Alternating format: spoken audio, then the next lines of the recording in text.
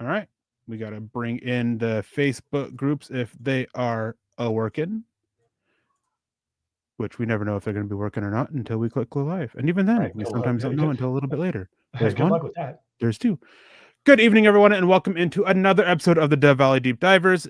We have a very news-filled show tonight, which is very unusual for Friday nights. But I am your host, Erick Trickel, and joining me, as always lately, is the one and only Lance Sanderson.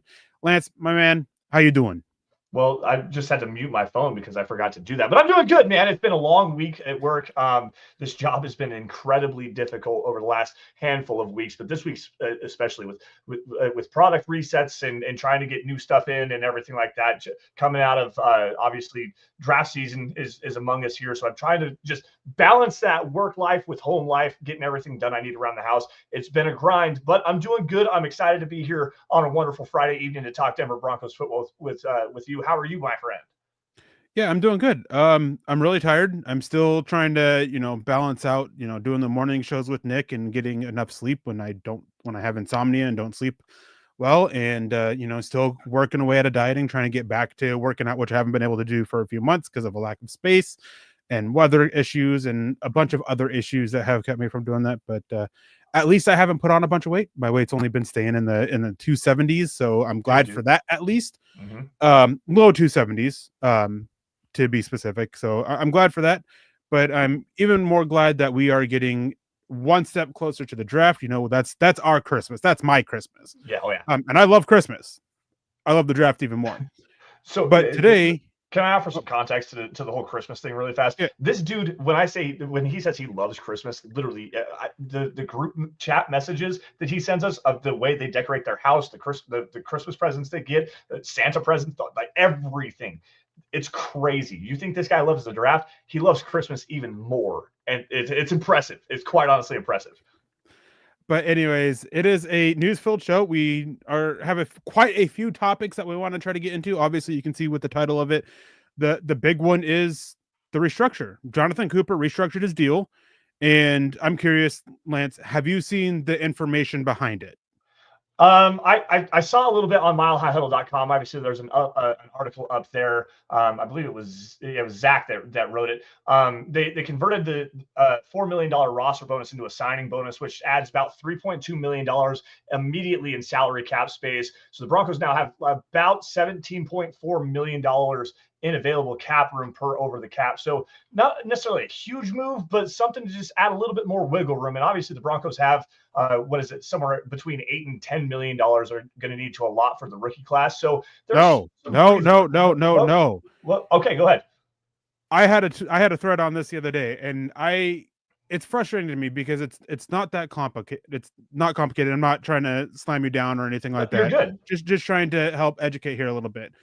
When you talk about how much they need for the draft class, all Denver really needs is about $3.5 million of salary cap space. Oh, it's true. Yeah, that's top 51. Yep, top 51. Because they have the top 51, and every time you draft somebody comes off. I have the math. It's up on up on my Twitter account, X account, whichever you want to call it.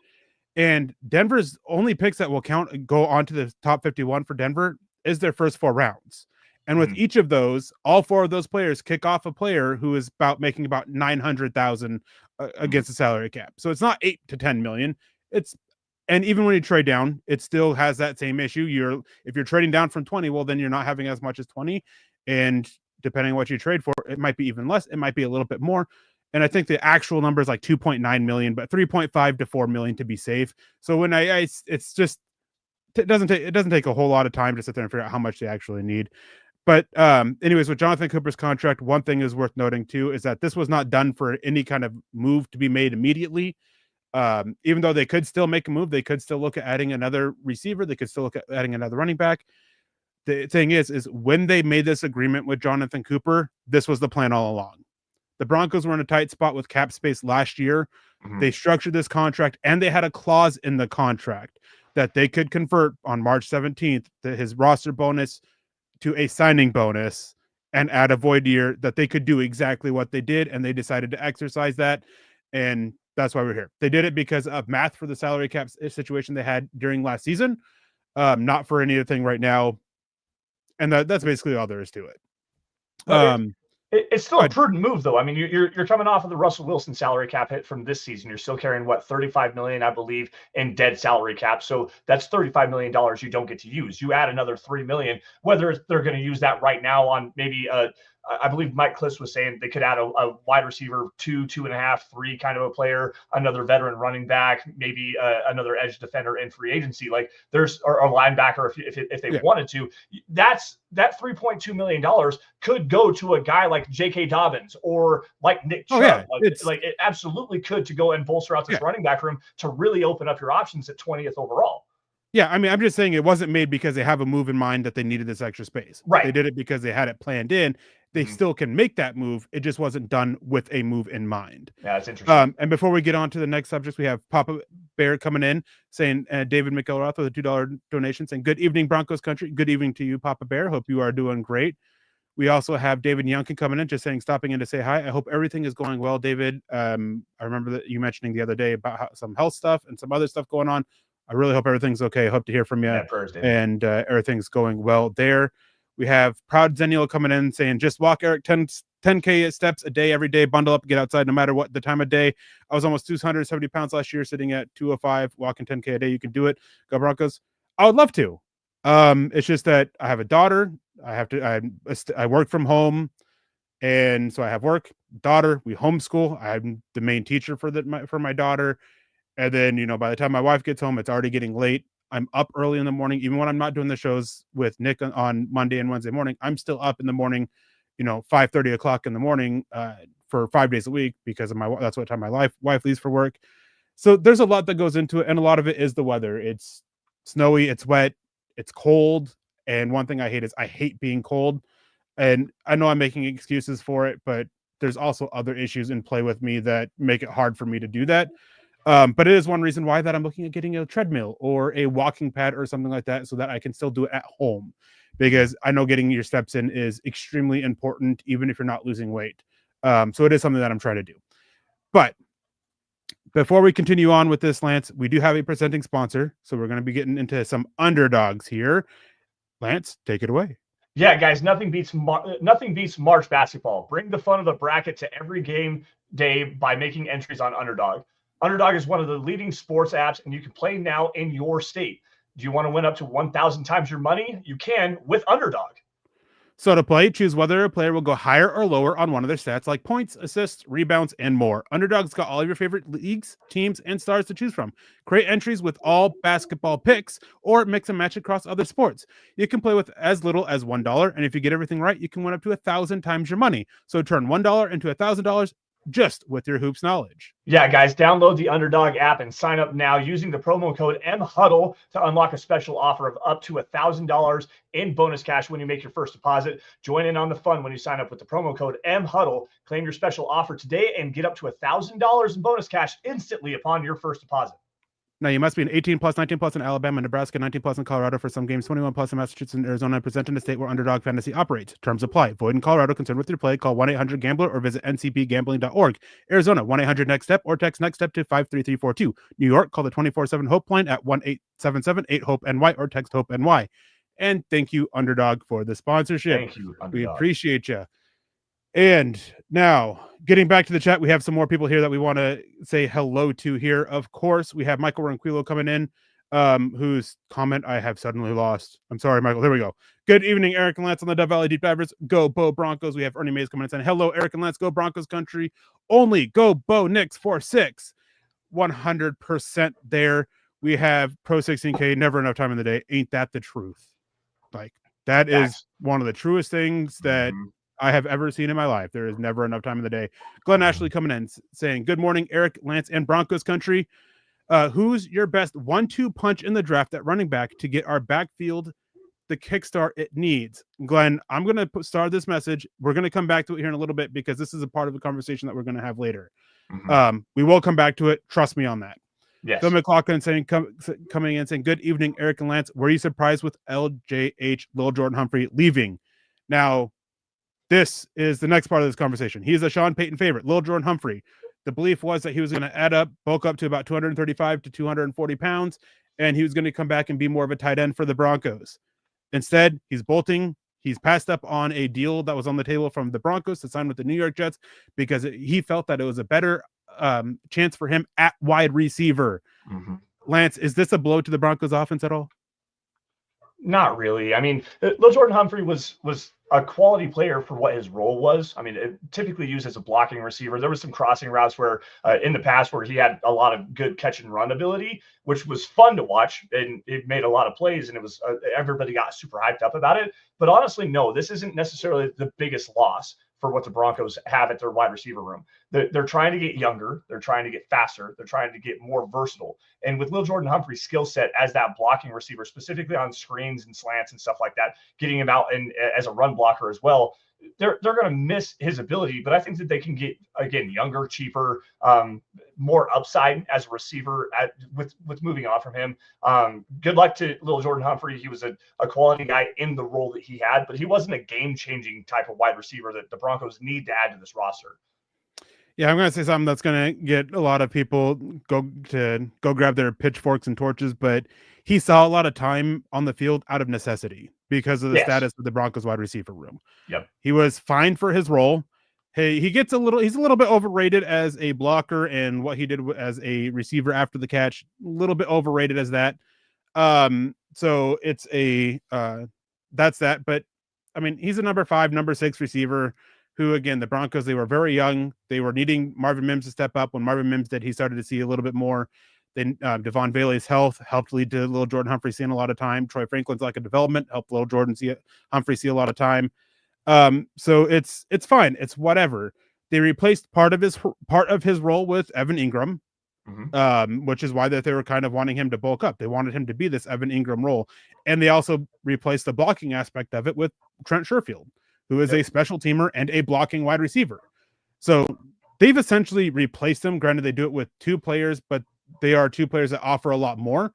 Lil Jordan Humphrey doesn't bring special teams value, so he's not a gunner, and Trent Sherfield brings that. And Evan Ingram brings far more as a receiver, far more reliability as a receiver than Lil Jordan Humphrey does. I'm fine with it, and it is what it is. I mean, good for him. He's taken a good chance, or betting on himself for a better opportunity there. And then the other big news of the day is obviously a coaching hire. The Denver Broncos, they have hired an inside linebackers coach in Jeff Schmedding. He was the former defensive coordinator at Washington State. He was the defensive coordinator at Auburn. He was a defensive coordinator and linebacker coach at Boise State. Also coached linebackers for a year at Auburn. Everything I've heard is, while his time as a defensive coordinator wasn't great, he is a highly respected linebackers coach. I know that in the 2022 draft, I was telling you about this before it.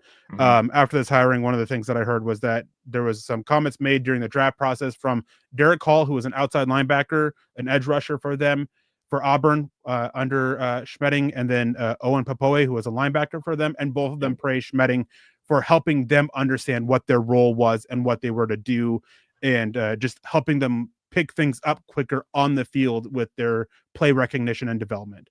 We'll see how it turns out in the NFL. But for the most part, it seems like a fine hire, but results matter when it comes to coaches. I think the one thing that people don't really think about, I don't want to say understand, but the things that they don't think about when you're talking about coaching hires is not only on the field, in the classroom. And from what I understand, based on what you and I were talking about with Jeff Schmedding, he's a very a high quality teacher, understanding the X's and O's side of things, not necessarily the technical aspects, but teaching your players what their role is, what their responsibility is, what they're exactly how the technique is supposed to be played. It may not be the correct way of what's the best way to say it? It may not be the most effective way of being a linebackers coach or a position coach, but it also is something that's very critical within the defense. When you've got Vance Joseph, who likes to be incredibly exotic with his linebacker blitzes, safety blitzes, stuff like that, moving forward from these linebackers, when you have a high quality teacher, like a guy like Jeff Schmedding, this is a quality hire, at least in my opinion. I don't know a whole lot about Jeff Schmedding, but what I do understand is he's a quality teacher.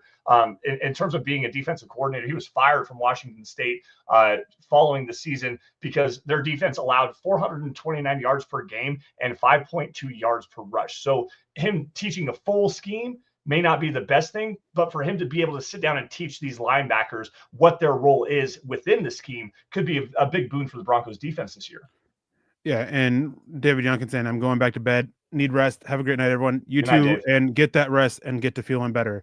But yeah, he's just one of those guys that he's a better position coach than he is a defensive coordinator, and we see it. Just as we see there are coaches that are better as a coordinator than they are as a head coach.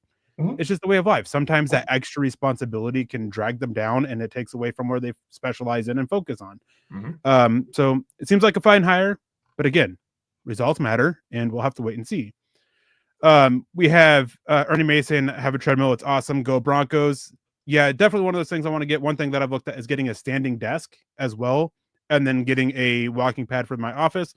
So while I'm working and even doing shows, I'd sit there and be getting my steps in as well. Paul Cornegie comes in saying carnivore diet. Been on it since Thanksgiving. Cut 55 pounds so far. All my back pain is completely gone. Breathing is better. No brain fog. Went off on diet for vacation, and after 4 days, all the pain's back. To anybody who does a carnivore diet and it works for you, that's great. I tried it. It didn't work for me. And I was advised not to do it by my nutrition, by the nutritionist and the other doctors that I see, for various different reasons and not worth getting into, but I'm glad that it's working for you. Getting healthier, getting rid of pain. That's a big thing for me. Yeah. My knees were constantly in pain, but losing as much weight as I have, my knee pain is basically all but eliminated. And Pearl Heater says, while you're on the computer, get an exercise ball. You can work and jog. Work 15 minutes equals 1.5 miles. I've tried a exercise ball. I don't have the balance for it. If I did that, I would constantly be falling backwards. But thank you for the idea, Pearl. Although that might be a great idea for the shows. Watching me fall backwards every so often, probably bring in big bucks. Well, when I say something stupid, you're going to fall backwards anyway. So. With how often I lean back, I mean, I do that a lot. But Shiloh Hesh coming in with his beautiful picture of his German Shepherd. What scenario would a trade back be best in round one? Lance, I'll let you kick off this one. Man, so I love a lot of the trade back scenarios, but with the Broncos' need on the interior defensive line, I think they can sit at number 20 overall and still be able to get an impact player, not only for this upcoming season, but for the future. Obviously, with Zach Allen in the last year of his deal, won that extension. John Franklin Myers wanted an extension there as well. I mean, you got guys like Walter Nolan available, Derek Harmon still available, Kenneth Grant could still potentially be there, which is a different position than Jonathan Franklin Myers or Zach Allen played. But DJ Jones just got that extension. Malcolm Roach on the last year of his deal. You might need a nose tackle like a Kenneth Grant that could come in and offer some pass rush upside that DJ Jones just quite frankly doesn't bring. You can still sit at number 20 overall and be able to get a guy like that if that's like what your heart desires for the Broncos. But if you have, this is going to piss you off, Eric, so I apologize. But let's say that Tyler Warren goes to the Jets at 7, Ashton Jeanty at 6 to the Raiders. You got Omarion Hampton at 12 to the Cowboys, and then Colson Loveland, let's say the Colts get a wild hair up their butt, and they want to take the top 4 targets that everyone wants to talk about for the Broncos, they're all gone. All these defensive linemen keep falling. The Broncos could trade back in that scenario and still land a guy that would be an impact player for them in the future. And let's say maybe a couple of safeties go. Nick Emenwari out of South Carolina, Malachi Starks from Georgia. Those guys, that's another position the Broncos need to address there. They could move back pretty easily in a bunch of different scenarios, but I think that they should sit tight and nail not an immediate need, but a necessity for this roster moving forward. Yeah, my firm belief is that you should always sign a veteran to fill your immediate needs, which is why I think that the Broncos should still sign a running back. Someone who like a J.K. Dobbins who can at least be the starter if they fail to land, one of these backs. Sometimes the board doesn't always fall the way you want. While this is a strong running back class, I mentioned this on the morning shows, Jordan Reed of ESPN, he has like 35 to 40 running backs with a draftable grade. That doesn't mean the Broncos have that many. The Broncos may have 10 to 15. And it may be a situation where, all right, they have Jeanty, they have Hampton, they're both first round grades for them, they're off the board there. Then they have, say, Judkins, Sampson, Henderson, or whatever guys for the second round, and they all go before the second round. Then the guys that they have at the third, they all go before that. That is a reasonable situation. They may not have everybody on their board, so they may end up passing on a player that we may want, but it's just not on their board. So it's always best to add a veteran just to protect yourself. Yeah. But as for with trading back in round one, It's tough to say because it always depends on how the board falls. Yeah. If the Broncos are in a situation where they have 5, 6 players on there that are all very equally graded and they have a team to trade wanting to trade up for them, I would do it because you still have 5 or 6 guys on there. And odds are, as long as you're not moving more than 10 spots down, odds are one of those guys will still be there, whether you're picking at 25, 28, 29, maybe even 30. 30 might be pushing a little bit just because of how the different needs that teams have, the different boards that they have. All 5 of those guys, 6 of those guys, they're not going to be the next 6 picks. Yeah. So it's a situation of that. I'm a firm believer in letting the board fall to you.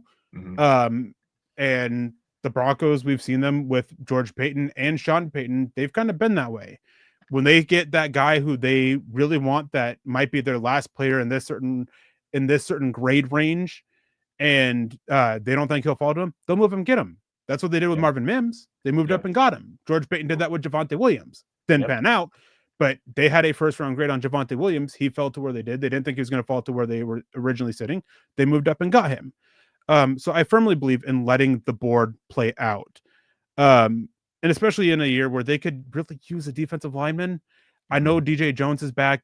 I've had this conversation on it on the morning shows on Broncos for Breakfast with Nick. But you have your 3-4 defensive ends, your John Franklin Myers, your Jordan Jackson, Zach Allen, Eoma Uwazurike, Matt Henningsen. Only one of them is under contract after this season. Only one, Uwazurike, and that's because his suspended year of his contract didn't toll because he was suspended for the year. That's the only reason why. So even if you are planning on bringing back John Franklin Myers and Zach Allen, which I still question if they will bring both of them back, you still need that to upgrade that third rusher because of how often you are rotating your defensive linemen. And Walter Nolan, he could be that guy. Derek Harmon, his versatility really gives you an interesting piece on it, on this defensive line. So maybe you can move back and get that. Maybe it's a situation where Hampton and Genty are gone and Denver has, say, Judkins. Just throwing Judkins out there because they're bringing him in for a top 30 visit.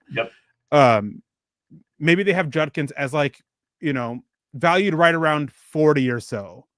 Maybe then they'll explore a trade down to like 28 to 32 and then reach a little bit for Judkins. So it's really tough to answer, but there are many scenarios where it could be beneficial for the Broncos to look into trading down.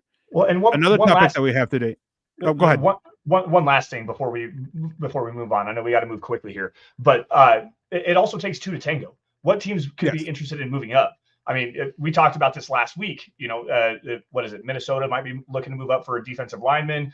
You got Buffalo, who could be looking to move up for a defensive lineman or a wide receiver. You got like Matthew Golden falls to 20, and the Buffalo Bills want to jump up and go and get a guy like that for Josh Allen. That's a potential possibility there. What's the trade compensation in return? Like there's a lot of different factors that really go into, especially where the Broncos sit in this particular class, because it is considered a weaker class overall. Like, the defensive line class is good. The running back class is good. The tight end class is really good. But overall, there's no high volume, high value positions available in this draft, like wide receiver, like cornerback, like edge rushers. Like the edge rusher class is fine, but it's a lot of upside guys. There's no proven commodities at the 20th overall pick. So you got to find a team that's willing to move up to they've identified the guy that they really want to go and get, and then also get the proper compensation for it on the back end.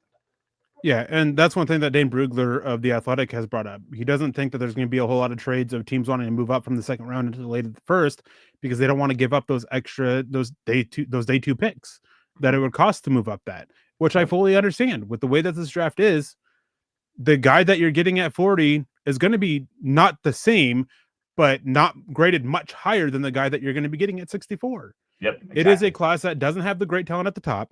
This is something I've talked about before. A lot of teams, typically you get 20 to 25 first round grades. This year, you're probably looking at 10 to 15. Yeah. And then after that, you have a clump of guys. And then for as strong as a lot of these classes are, they also run out. We talk about tight end. This is one class specifically that I'd like to mention here is they're talked about as a strong class, and they are because of how much strength there is in the top 120 or so players. Yep. After that, it is abysmal. It's blockers only basically after that point, or guys that are going to need a lot of work to sit there and be a receiving only type tight end, the big slot types, which isn't great. Whereas with running back, then it's different. It's not only do you have some top guys, you have a strong middle of it, and you have very deep. And if we have time for this at the end of the show, we were going to talk about running backs. I want to come back to that because there's a conversation Nick and I had on, I believe, Wednesday morning that I'm curious to get your opinion on. But the other news thing today is Pro Football Focus released an article today.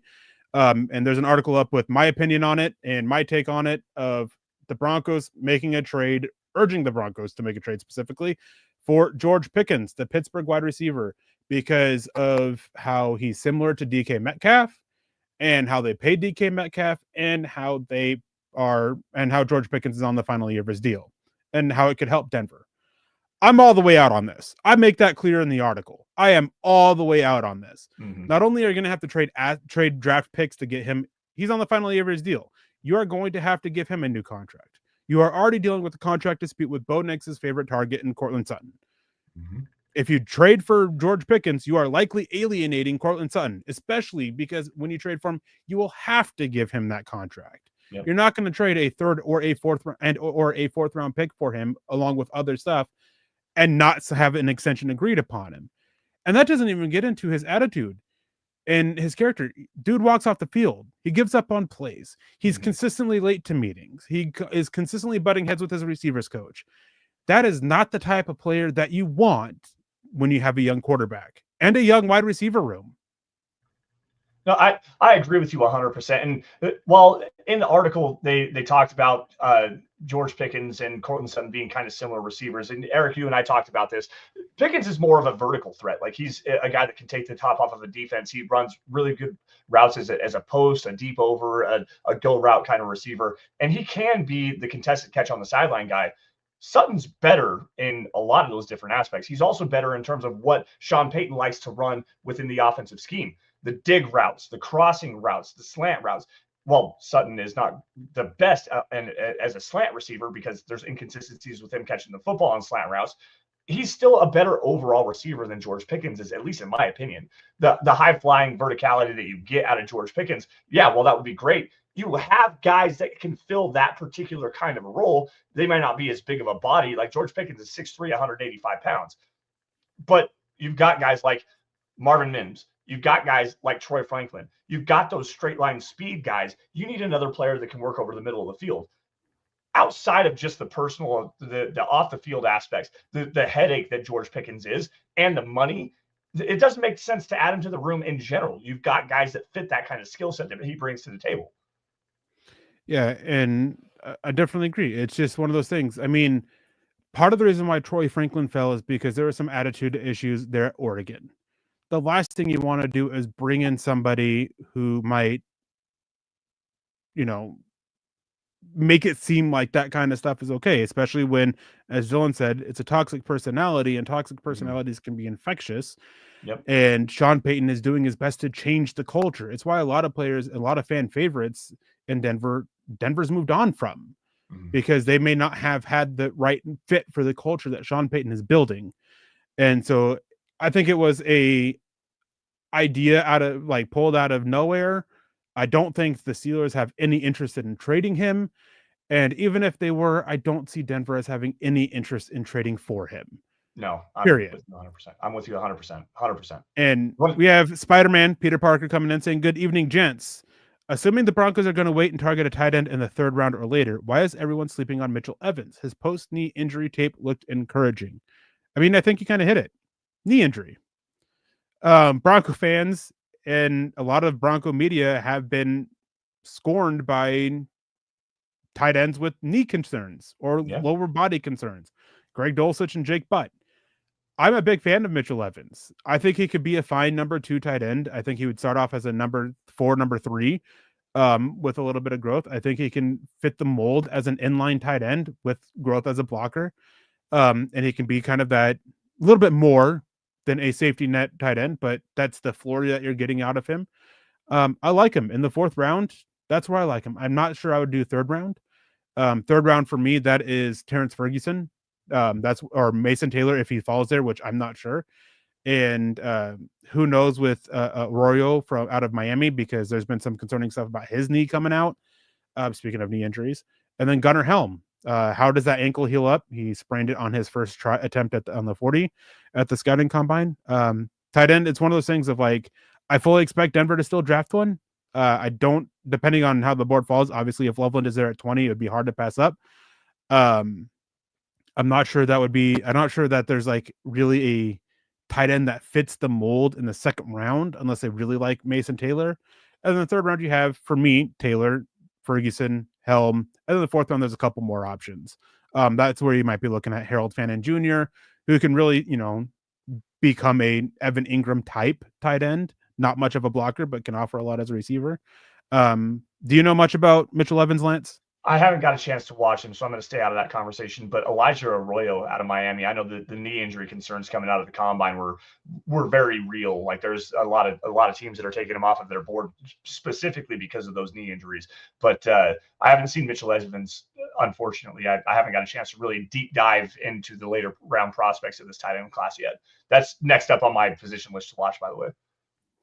Yeah, and yeah, he's just one of those guys. So kind of on that mold, the conversation I wanted to get to, and we're gonna have to go through it quickly. So if you guys have any burning questions, make sure you get them in. Super chats and stars will guarantee that we get to your question before we have to get out of here. And if you have stars, make sure you just let us know. We don't have the ability to see stars like we do super chats from here. So just let us know if you have stars in there, if we've missed them. Now, one of the conversations that Nick and I had the other day was about running backs and how we'd almost be more content if Denver, passed on a running back in round 1 and then drafted one in round 3 or 4, depending, and round 6 and pairing them up instead of, round 1 and round 6 or round 1 and round 4. I think you get more bang for your buck doing that. Mm-hmm. And another thing is I'd almost be content using all 3 6-rounders on it because, talking about tight ends, about how it kind of has a drop off after the top 120. Running back is something that you're going to be able to find throughout, and you can find contributors throughout. You don't need star player for Sean Payton's offense at running back, but you do need contributors, and I think you could find a contributor. So for me, the ideal ranges for a tight end would be getting one in the second and third round, and then round 6. Like that for me is the range for tight ends. I think the second round there's going to be plenty of options. To the third round. Fourth round, you might see it fall off a little bit, and then there's going to, those end of the depth guys, the Marcus Yarns, the Brashard Smiths, the LaQuint Allens in the 6th round. Yep. Those types, I think, are going to be there. So to me, and Michael Ronquillo jumping in here saying running back TreVeyon Henderson, and I put a take out on Twitter, X, whatever. It's Twitter, guys. It's still always going to remain Twitter for me. Anyways, I said that so hot take here. TreVeyon Henderson is not only a better player than Omarion Hampton, he's also a better fit for what the Broncos want to do out of the running back position than Omarion Hampton is. And I would rather draft TreVeyon Henderson at 51 than Omarion Hampton at 20.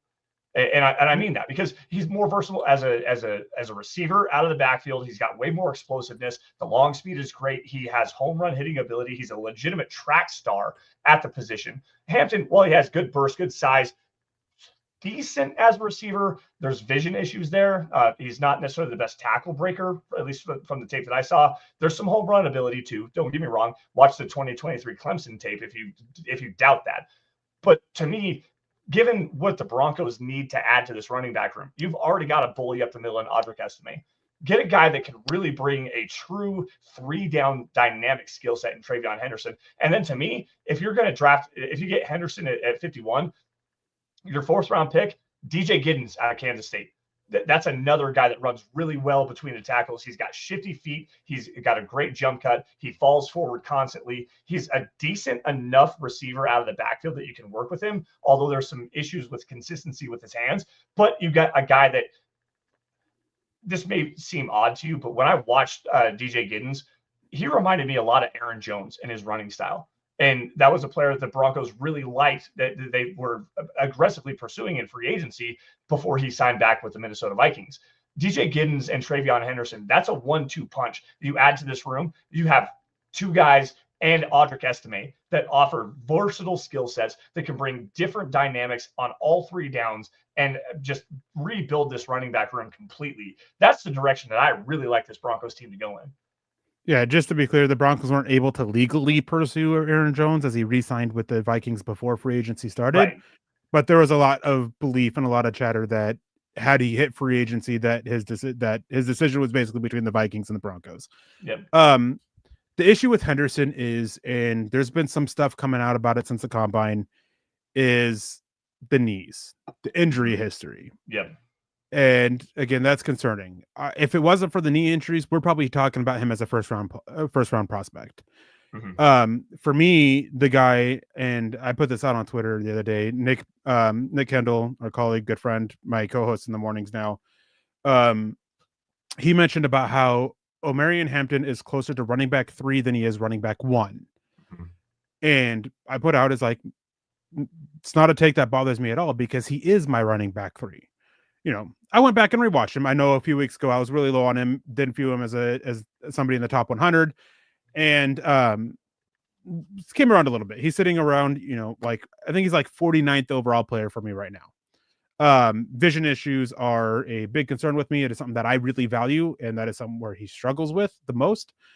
Dylan Sampson is the guy I like a lot, and I'm not the only one. Lance Zierlein, who I really respect, he has Dylan Sampson with a higher grade than Omarion Hampton than he does Omarion Hampton.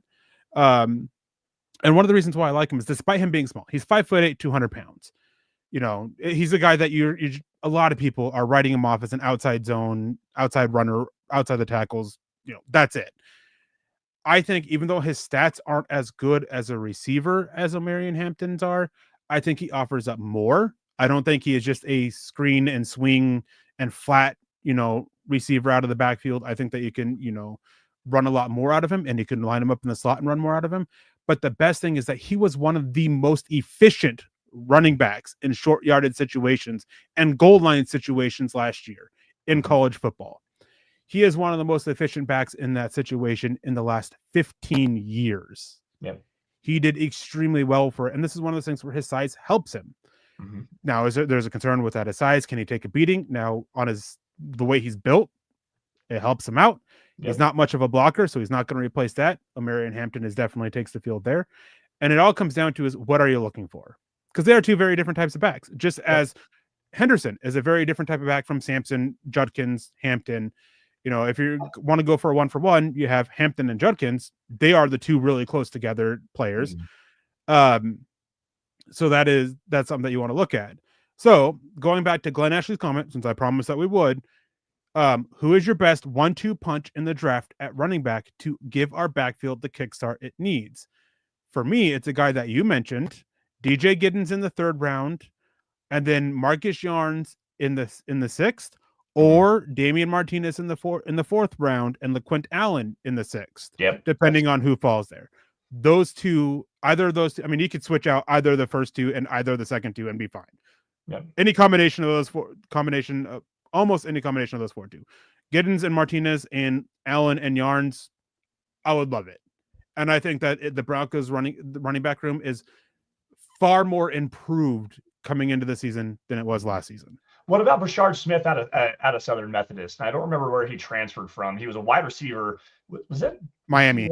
Miami, thank you. I wanted to say Georgia for some reason, but a former wide receiver turned running back. And remember a guy from the New York Giants this last year, Tyrone Tracy, I believe he was a 5th round pick out of Purdue. Similar type of skill sets here, former wide receiver turned running back. That's another intriguing option for a guy that is obviously that versatile piece out of the backfield. What do you think of him, like tying him together with a guy like Damian Martinez?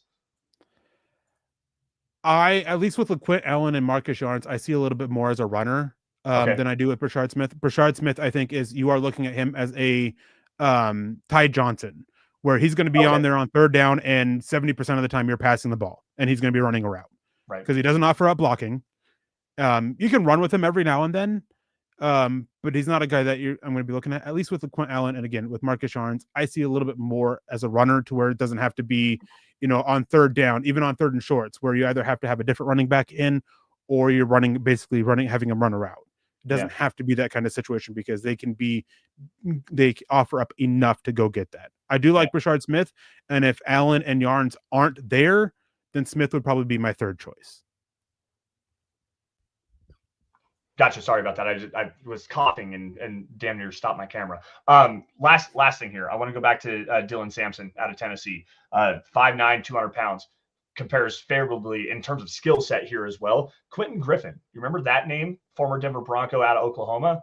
Like very similar builds, very similar skill sets. Obviously, same size. Quentin Griffin was 5'7", 198. Like they're almost exactly identical builds. It's a very fun comparison, I think. Yeah.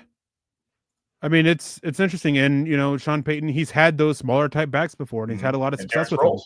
Yeah. Darren Sproles was a lot smaller than Sampson too. Yeah. A lot more speed, to be clear. Even though Sampson ran a sub 4.40 at his pro day, speed isn't really what his game is built on. He's very much an agile guy. But he does have that home run speed. Now we have another super chat coming in saying, "Hi Broncos Country" from Camden on this one. $10 donation. Thank you, Camden. Thanks, Camden. Hi Broncos Country. Was wondering if there's a difference between Henderson and Judkins, and which one would you rather see the Broncos take if they had the option at both? I would much rather see Henderson. Mm-hmm. They are very different. Judkins doesn't offer up anything as a receiver. So on third downs, he is a blocker, and he's really good at it. Mm-hmm. He is one of the better blocking backs in this class. And he's a two-down bruiser. Keep it between the tackles, let him go, let him chug out, and pick up, 4, 5, 6 yards pretty consistently.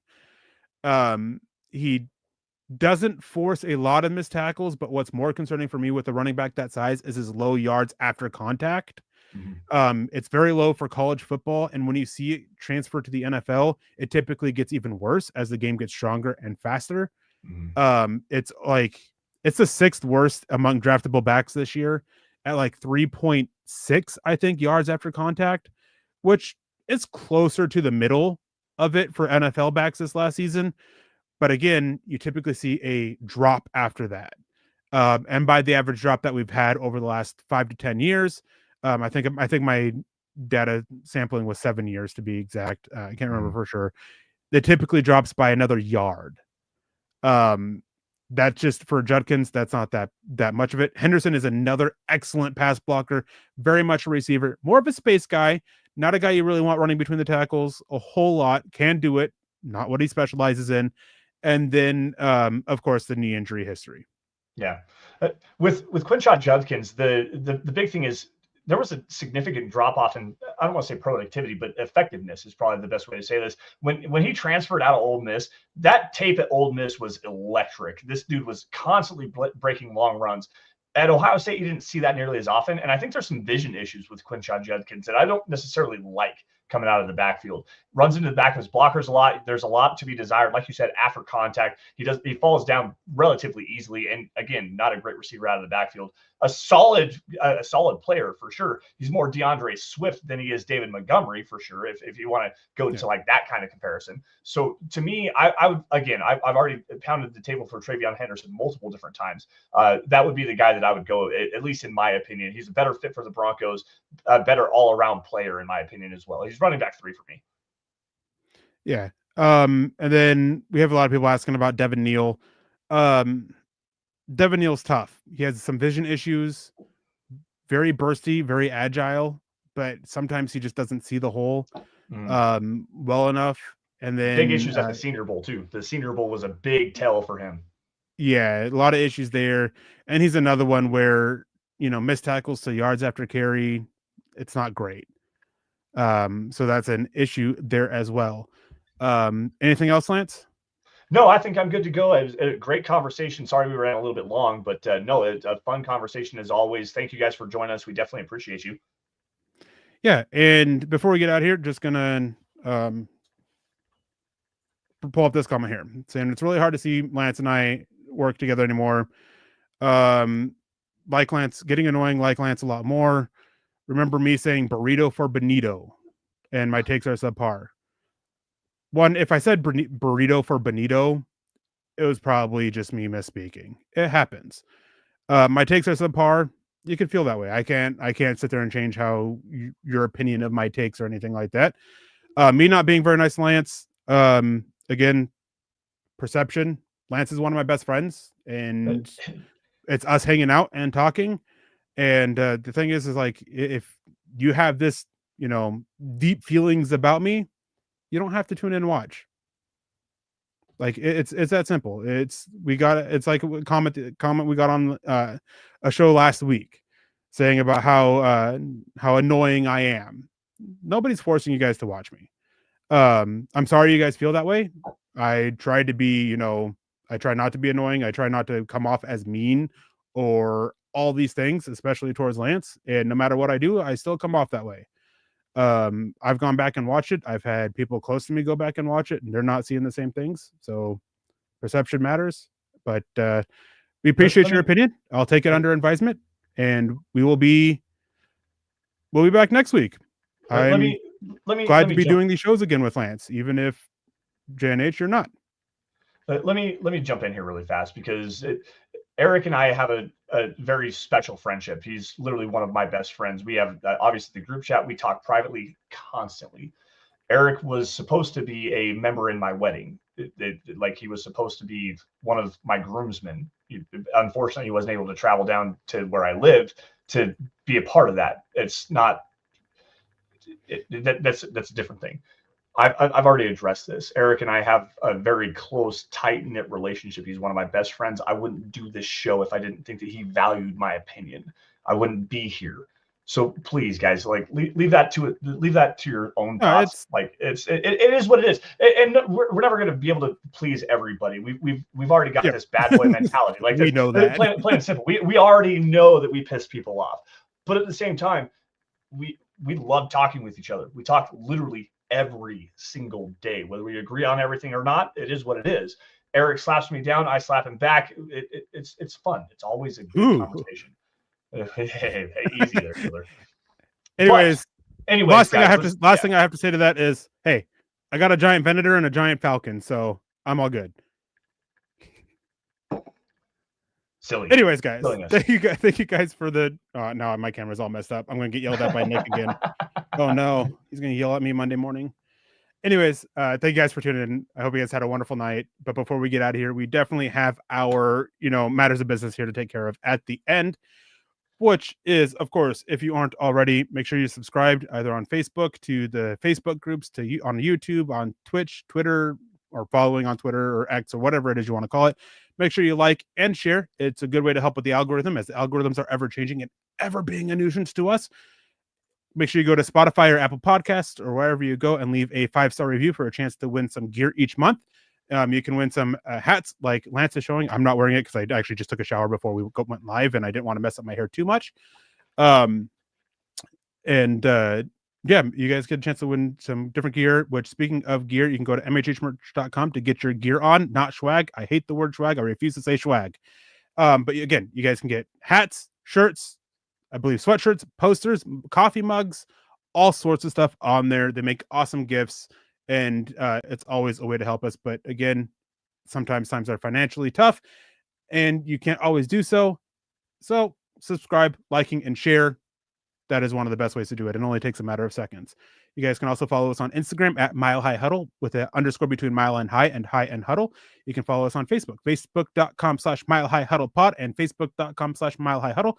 That's where you get access to all of our written content, including me slapping down the Pro Football Focus trade, urging the Broncos to trade for George Pickens article, as well as figuring out about how the Broncos were working closely with some South Carolina prospects at their pro days. About, let's see, what else is there? About their meeting with Quentin Judkins, where you can learn about him a little bit. You can read my scouting report on Marcus Bowe, the offensive lineman out of Purdue.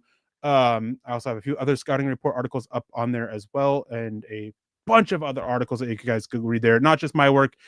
Nick has his mock draft that he does every Thursday. That's up. It's a 3-round mock draft. I do a 7-round one on every Monday.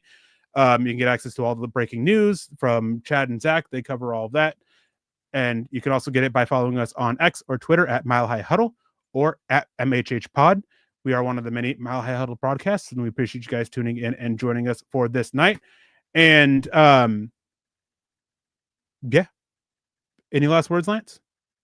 No, just thanks everybody for joining in. We obviously had a handful of people come in, Papa Bear, David McElrath, David Youngkin, Glenn Ashley jumping in with a great conversation starter, great question. Michael Ronquillo over on Facebook drops in some stars, Shiloh Heesh, Camden. Thank you guys for your supports with the super chats and stars donations. We definitely appreciate that. Again, thank you all for joining us. It's great to be here again on a wonderful Friday evening. You all stay safe and take care. Have a great rest of your weekend. And as always, go Broncos. Yeah, thank you guys for the kind words in the chat. It was just a comment there at the end of the show that I wanted to address. But no, though it doesn't seem like it. Hey, I have It's our the relationship, rare guys. Just let it be. It's our relationship. I have the rare privilege of having a parody account of me on having had a parody account of me on Twitter, which is probably one of my favorite little bits that there was way back when it was in the Cam Robinson draft. Oh God, that used my high school senior picture for a meme template for it, and that it cracked me up. But no, it's haters come with the territory. As Lance said, you can't please everybody, and I appreciate all the kind words and everything like that. It means a lot, especially when I do this full time. We appreciate you all. We appreciate everybody who donated, super chatted. Papa Bear, Shiloh, David. Hope you're end up feeling better, David. Camden, Glenn, Michael, all of you guys. We appreciate you all. We appreciate everybody who tunes in and doesn't super chat and stars. All the comments, joining us for a conversation every single night. But that's gonna have to do it for us. So hope you guys have a wonderful weekend. Hope you guys stay safe. Don't drink and drive. Choose kindness and compassion, as I'm stealing that from Nick. And as always, go Broncos.